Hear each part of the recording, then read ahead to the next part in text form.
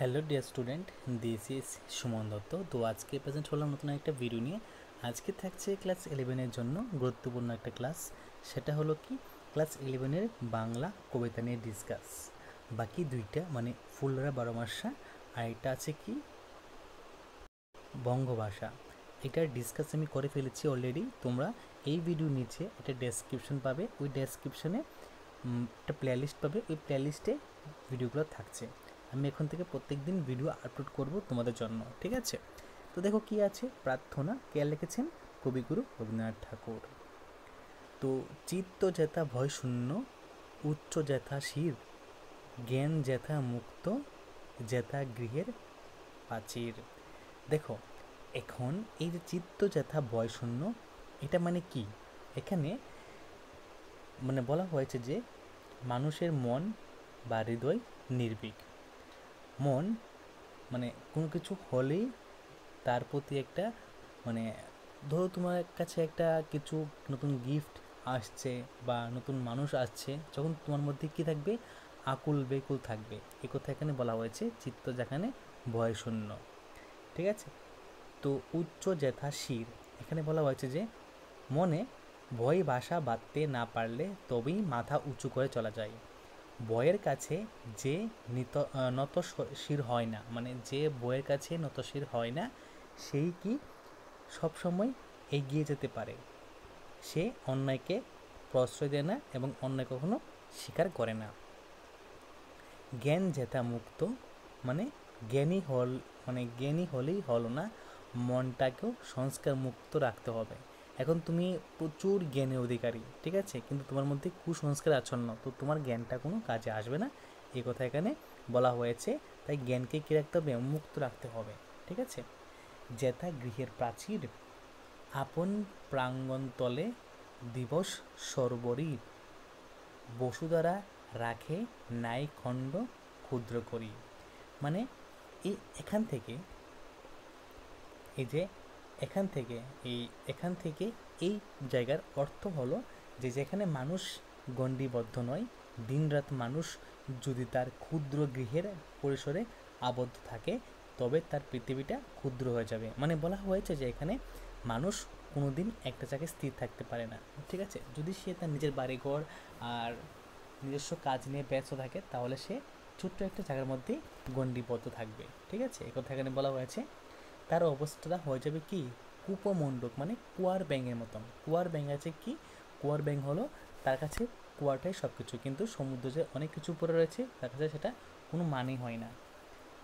সে হয়ে পড়ে রক্ষণশীল, মানবের স্নেহ সঙ্গ নেওয়ার মতো শক্তি সে হারিয়ে ফেলে, ঠিক আছে?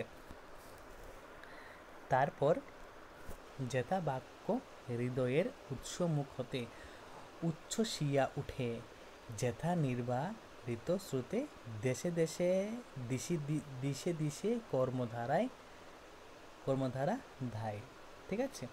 তো অজস্র সহস্রবিধ চরিতার্থ চরিতার্থই তাই, ঠিক আছে? এই যে এতটুকু জায়গার অবধি এখানে কি বলা হয়েছে? যে বাধা বদ্ধহীন স্রোতের মতো মানুষের কর্মধারা এদিকে ওদিকে ছড়িয়ে পড়ে, ঠিক আছে? যেমন দেখো, নদীতে যদি বাঁধ না থাকে কি হয়? জল নিজের গতিতে এদিকে ওদিকে চলে যায়। সেভাবে মানুষকে বলা হয়েছে যে মানুষ যদি বাধা না থাকে, তাহলে সে তার নিজের গণ্ডি পেরিয়ে অনেক রকমের কাজ করতে চায়, ঠিক আছে? তো তারপর দেখো এখানে কি বলা হয়েছে?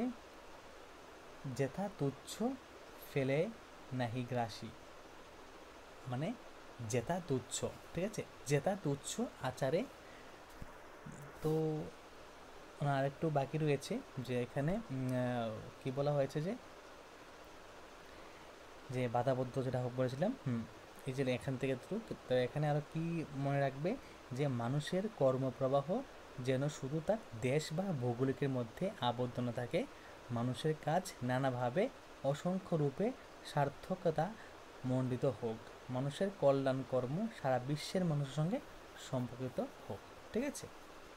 তো যেথা তুচ্ছ আচারের মরু বালরাশি, বিচারে শ্রুতপথ ফেলেন নাই গ্রাসী, ঠিক আছে? মানে এখানে বলা হয়েছে যে অন্ধ কুসংস্কার মানুষের বিচার বুদ্ধিকে আচ্ছন্ন করে, মরুভূমির বালুকা রাশি যেমন নদী প্রবাহকে রুদ্ধ করে, শুষ্ক করে, তেমনি ভ্রান্ত পথে পরিচালিত মানুষের অর্থহীন, শুষ্ক, যুক্তিবিহীন আচার আচার বিচার তার স্বচ্ছ বিচারের ধারাকে গ্রাস করে।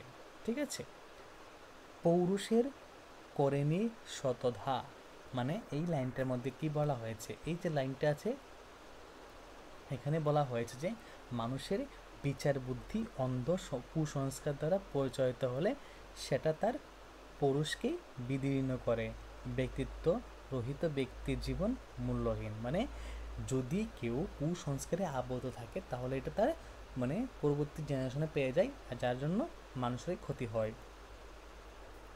তারপর নিত্য যেথা তুমি সর্ব কর্ম চিন্তা আনন্দের নেতা, মানে যেখানে মানুষ ঈশ্বরকেই জীবনের ধ্রুবতারা করে পথ চলে, তার সমস্ত কর্ম প্রয়াস ও চিন্তাধারার পেছনে সেই আনন্দ সত্তা প্রেরণ পায়।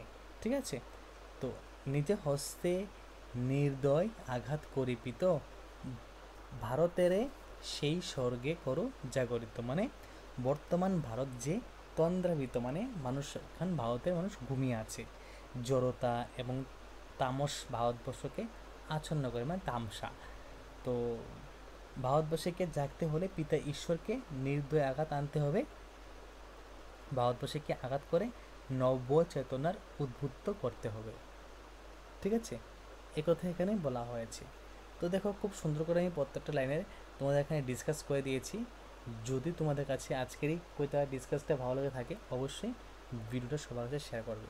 তো দেখা হচ্ছে একটা গুরুত্বপূর্ণ ভিডিওতে, এবং প্রথম থেকে লাস্ট অবধি আমার সাথে থাকার জন্য তোমাদেরকে অসংখ্য ধন্যবাদ।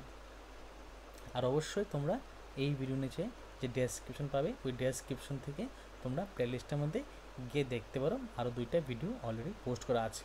ওকে, থ্যাংক ইউ।